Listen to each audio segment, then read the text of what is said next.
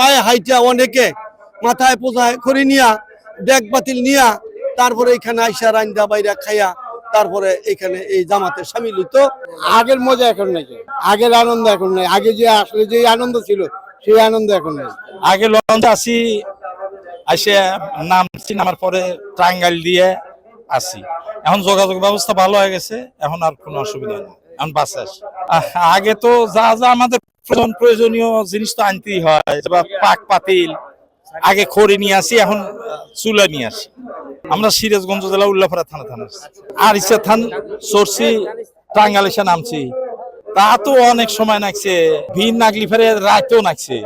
এ সময় তো সালা চট দিয়ে পায়খানা পেশাব আসিল। আগের মজা এখন নাই, আগের আনন্দ এখন নাই। আগে যে আসলে যে আনন্দ ছিল সেই আনন্দ এখন নাই।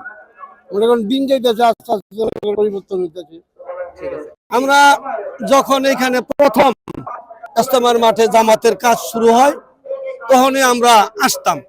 তখন জায়গা ছোট্ট ছিল, লোক অনেক কষ্ট দূরদর্শান্তর গ্রামগঞ্জের তেনে হাইটা পায়ে হাইটা অনেকে মাথায় পোজায় করে নিয়া ব্যাগ বাতিল নিয়া তারপরে এখানে আইসা রান্দা বাইরা খাইয়া তারপরে এখানে এই জামাতে সামিল হইতো, দিনের কথাবার্তা শুনতো।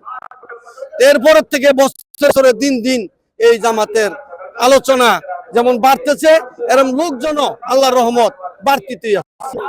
এখন সারা দেশের থেকেই আল্লাহর হাবিবের দাওয়াতের কাজের জন্য ঘরে ঘরের থেকে লোক বাইরে গেছে এবং ঘরে ঘরে এই দাওয়াতের কাজ ইনশাল্লাহ পৌঁছে দিতেছে। আগে আমরা যা ছিলাম বা যা দেখছি এর থেকে হাজার হাজার গুণ বেশি উন্নত হয়েছে।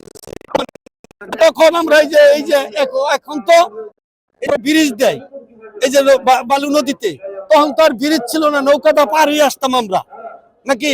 তখন এত ফোর্স ছিল না, আমরা নিজেরা এইভাবে নৌকা দিয়ে পার হইয়া তারপর আইসাম। ওইখানে একটা ঘর ছিল, ওইখানে